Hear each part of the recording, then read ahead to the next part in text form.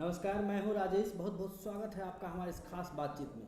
जी हाँ, भगवान महावीर के जयंती का मौका है और देश में चारों ओर एकमात्र चर्चा है कि श्री श्री रविशंकर पर आईएसआई ने धमकी क्यों दिया। आखिर श्री श्री रविशंकर ने ऐसा क्यों किया था? क्या भगवान महावीर और भगवान बुद्ध का ये देश क्या इस राह पे चलने को तैयार है या ऐसी कुछ आहट दिख रही है? हमारे साथ दो मेहमान, हमारे खास मेहमान मौजूद हैं। स्वामी अग्निवेश जी धर्म संसद समाज के प्रणेता हैं, धर्म संसद आज बुलाया भी था इन्होंने। और लोकेश जी जैन मुनि हैं और प्रसिद्ध जैन मुनि हैं और शांति का और भाईचारा का संदेश पूरे देश में दे रहे हैं। आप दोनों मेहमानों का बहुत बहुत स्वागत है। सबसे पहले लोकेश जी, आपको बहुत बहुत शुभकामनाएं और बधाई कि भगवान महावीर की जयंती है और शांति का संदेश महावीर हो या बुद्ध हो इस देश को दिया है। ऐसे में इस तरह की बात, महावीर अकेले इनके नहीं है, केवल इन्हीं को बधाई दो, आप मुझे भी बधाई दीजिए। आ रहा हूँ, मैं आप पे भी आ रहा हूँ, मैं आ रहा हूँ। और ऐसे में इस तरह की बात सर्वधर्म संसद में डिस्कस किया गया कि श्री श्री रविशंकर को लेके क्या आपको लगता है कि भारतीय समाज में वो विकृति धीरे धीरे आ रही है या कुछ आहट ऐसी लग रही है कि आईएसआई या जो भी कट्टरपंथी धरा है वो एक तरह से समाज पर हावी होने की कोशिश कर रहा?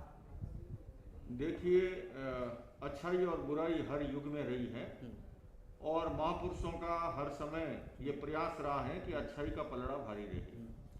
भगवान महावीर हो या मर्यादा पुरुषोत्तम राम या योगीराज कृष्ण हो या आधुनिक युग के हमारे समाज निर्माता श्री श्री रविशंकर हो या स्वामी अग्निवेश जी हो, ये सभी हमें वही अहिंसा का, शांति का, सद्भाव का, प्रेम का, भाईचारे का रास्ता दिखाते हैं। ऐसे समय में कुछ कट्टरपंथी ताकतें जो सांप्रदायिक कट्टरता, जातिवादी जुनून फैला करके इस प्रकार की कायरतापूर्ण कृत्य करते हैं।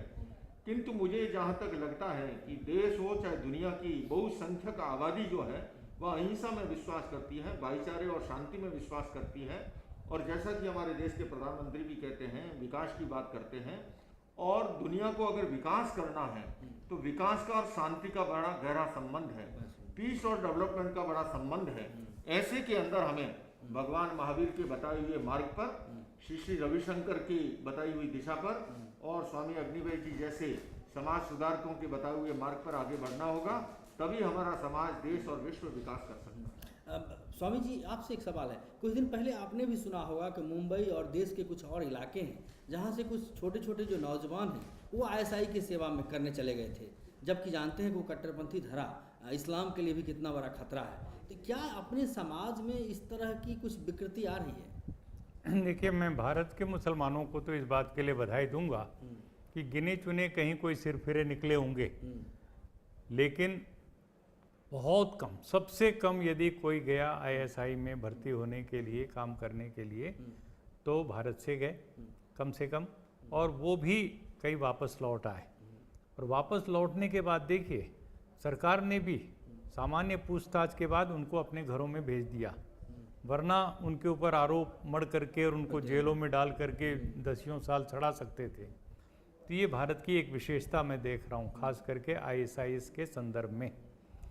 यूरोप के देशों में पढ़े लिखे नौजवान, उस देश के लोग, इंग्लैंड से, जर्मनी से, फ्रांस से और तमाम देशों से, और वहाँ जा कर के बाकायदे युद्ध में शामिल हो रहे हैं। तो मुझे लगता है कि भारत इस मामले में सबसे अच्छा है और हमें कोशिश करनी चाहिए कि हमारे देश के नौजवान किसी भी गलत रास्ते पे न जाएं, और जो लोग भी जाएंगे उनको हम समझा करके वापस लाएंगे। हम अपने देश में भी शांति चाहते हैं, उन देश के उन नौजवानों से भी, आईएसआईएस के लोगों से भी हम कहते हैं कि भाई, तुम भी माँ के पेट से कोई आतंकवादी पैदा नहीं हुए थे। यदि तुमने कोई हिंसा का रास्ता अपनाने के लिए कोई मजबूरी हुई है तो आओ बताओ तो सही, हम तुम्हारी बात को अपनी आवाज़ के साथ जोड़ेंगे, मिल करके हम दुनिया नई, अच्छी, सुंदर बनाएंगे। लेकिन खुद अपने हथियार उठा लेना और गला रेत रेत करके पूरा वीडियो क्लिप बना करके दुनिया भर में भेजना, ये तरीका आप अपने मजहब को भी बदनाम कर रहे हो, जैसा अल्लाह अकबर का नाम आप ले रहे हो, और समाज के लिए तो बहुत ही घृणित काम कर रहे हो, ऐसा कि जिसको कोई देख नहीं सकता। जैन मुनि लोकेश, आपसे एक सवाल है कि क्या जो पिछले 50 सालों का अगर इतिहास देखा जाए तो समाज को ठीक करने के लिए, समाज के रास्ते को ठीक करने के लिए जो एक सामाजिक सुधार आंदोलन चलना चाहिए वो चलाना बंद हो गया धीरे धीरे। हम लोग कहीं ना कहीं दूसरे कार्यों में उलझ गए और इसकी विकृति के रूप में सामाजिक विकृति अब आप धीरे धीरे दिखने लगी है। क्या आपको लगता है कि इस तरह की जो प्रक्रिया थी वो रुक गई? नहीं, हमारे इस देश के अंदर समय समय पर, आप प्राचीन काल को ले लीजिए, मध्यकाल को या आधुनिक, पिछले वर्षों भी हमारे देश में ऐसे आंदोलन उठ खड़े हुए जो करप्शन के विरुद्ध में थे, काला धन के विरुद्ध में थे, भ्रष्टाचार और सामाजिक विकृतियों के विरुद्ध में थे। तो ऐसा हम नहीं कह सकते हैं, किंतु हाँ ये अवश्य है कि बुराई जितनी तेजी से पनप रही है, ये संचार क्रांति के युग के अंदर ये दिए और तूफान की जो लड़ाई है, उसके अंदर हमें भी अपने प्रयास उतने ही तीव्र करने चाहिए और अधिक करने चाहिए। मेरी समझ में हिंसा और आतंक किसी समस्या का समाधान नहीं है। संवाद के द्वारा, वार्तालाप के द्वारा हर समस्या को सुलझाया जा सकता है और अपने विरोधी विचार और विरोधी मत को भी जो है साथ में बैठ करके एक दूसरे को समझ करके उसका समाधान निकाला जा सकता है।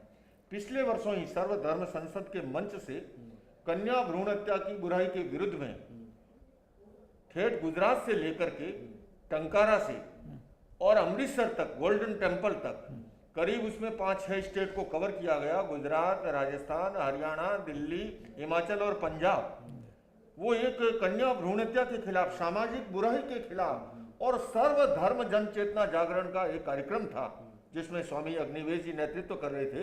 हम सभी धर्मों के धर्मगुरु, मैं स्वयं भी उसके अंदर साथ में था और बल्कि मैं चली आ रही रूढ़ परंपराओं को तोड़ करके मैंने एक क्रांति करते हुए उस अभियान में साथ दिया था। ऐसे के अंदर और इसके सिवाय भी अभी मैं आपको बताऊं, मेरे दाईं ओर बैठे हैं गोस्वामी सुशील जी महाराज और परमजीत सिंह चंडोक जी। एक सेकंड, चंडोक साहब, अभी हम राजस्थान के अंदर कैसे दहेज जैसी बुराई खत्म हो। हमारे यहाँ ब्याह शादियों के अंदर बड़ा आडंबर किया जाता है, प्रदर्शन किया जाता है, लाखों करोड़ों रुपए का अपव्यय होता है। हम लोग जोधपुर में एक ऐसी शादी के अंदर इसलिए शरीक हुए आशीर्वाद देने कि दोनों ही ओर से संपन्न और समृद्ध परिवारों ने किसी भी प्रकार का, उन्होंने दिन में शादी का क्रम रखा, केवल 12 प्रकार के व्यंजनों का उपयोग किया, जबकि दूसरी जगह 100-100, 200 आइटम बनते हैं। उन्होंने किसी भी प्रकार के बिजली का उपयोग नहीं किया, किसी भी प्रकार का पंडाल नहीं बनाया, किसी भी प्रकार के फूल और मालाओं का उपयोग नहीं किया और जितने भी उस खर्चे की बचत हुई, उस खर्चे से उन्होंने हॉस्पिटल और स्कूल जैसे कल्याणकारी प्रवृत्तियों के अंदर योगदान देने का किया। तो आज भी अभी अभी हम इस इंटरव्यू के बाद में यहाँ से बंबई के लिए प्रस्थान कर रहे हैं, सर्वधर्म संसद के सभी संत, और कल महावीर जयंती के अवसर पर बंबई के समाज को एक इसी प्रकार की दिशा देने का प्रयास। तो आज भी ये अवश्य है कि हमारे यहाँ मीडिया के अंदर भी नकारात्मक बातों को जितना स्थान मिलता है, किसी ने ये कोई राष्ट्रपिता महात्मा गांधी के बारे में टिप्पणी कर ली या और कुछ, इतने बच्चे पैदा करो और नहीं करो टिप्पणी कर ली, वो चर्चा में आ जाते हैं, जबकि इतना वाकई के अंदर जो श्रेष्ठ कार्य है करने वाले हैं उसको ध्यान नहीं। स्वामी जी, क्या आपको लगता है कि हमारा देश जो है क्या इस मुहाने पे खड़ा है जहां आतंकवाद का साया मंडरा रहा है? और अगर हाँ, अगर ऐसा है तो जो राज्य में जो तैयारियां चल रही हैं, चाहे वो महाराष्ट्र हो, गुजरात हो, अपने स्पेशल कानून वो ला रहे हैं, उस कानून का आखिर विरोध क्यों हो रहा है? क्योंकि अपने उस जो हमारी जो एरिया है, जो सीमावर्ती एरिया है, समुद्री एरिया है, उसमें हम अपनी रक्षा तो करें।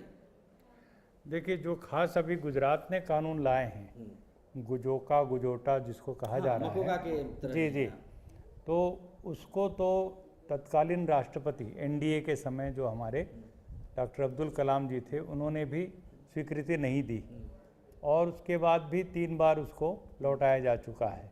अब जो नया कानून बना है उसमें क्या होगा मुझे नहीं पता, मैं उसको बात नहीं कर रहा, लेकिन सवाल ये है कि आतंकवाद से लड़ने का मादा यदि किसी एक देश में सबसे ज़्यादा है और जहाँ सभी धर्मों की सब तरह की इतनी ज़्यादा प्रचुर मात्रा में विविधता है मौजूद, वो अकेला देश भारत है।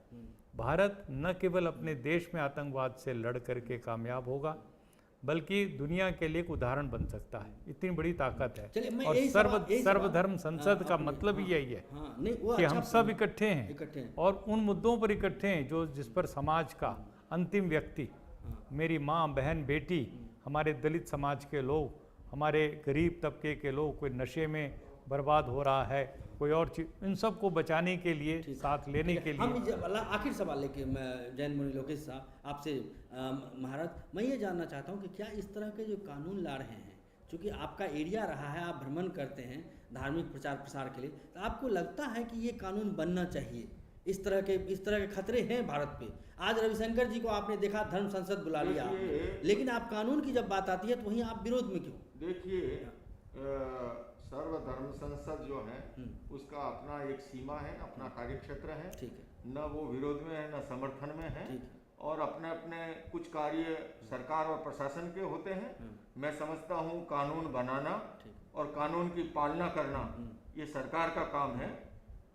संतों का काम है हृदय परिवर्तन करना, कैसे समाज से हिंसा खत्म हो, आतंकवाद खत्म हो, उसके लिए एक जन चेतना जगा करके लोगों का हृदय परिवर्तन करके उनको अंदर प्रेम, करुणा और भाईचारा और अहिंसा का भाव पैदा हो, ये कार्य करें। और मैं समझता हूँ दोनों ओर से समवेत रूप से ये सुधार का क्रम चले।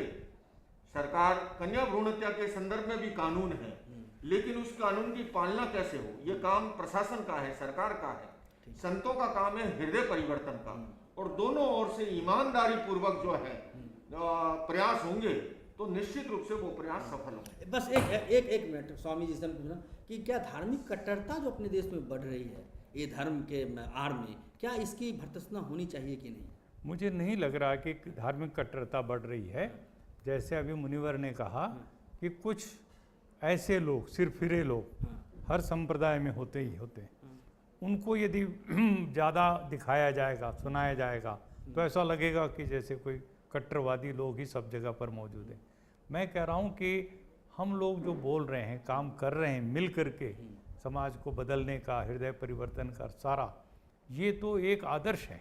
पूरी दुनिया के अंदर ऐसा कोई सर्वधर्म संसद मुझे दिखाइए जहाँ सब धर्म के लोग, और एक दो नहीं दर्जनों, सब मिल करके काम कर रहे हों और समाज के गरीब से गरीब तबके के लिए आवाज़ उठा रहे हो। ऐसा आपको उदाहरण नहीं मिलेगा। चलिए, आप सभी सारे लोगों का बहुत बहुत धन्यवाद और शुक्रिया इस बातचीत के लिए। अगले दिन हम फिर हाजिर होंगे कुछ इसी तरह के मुद्दे को लेके और किसी खास मेहमान के साथ। फिलहाल दीजिए हमें इजाज़त। नमस्कार।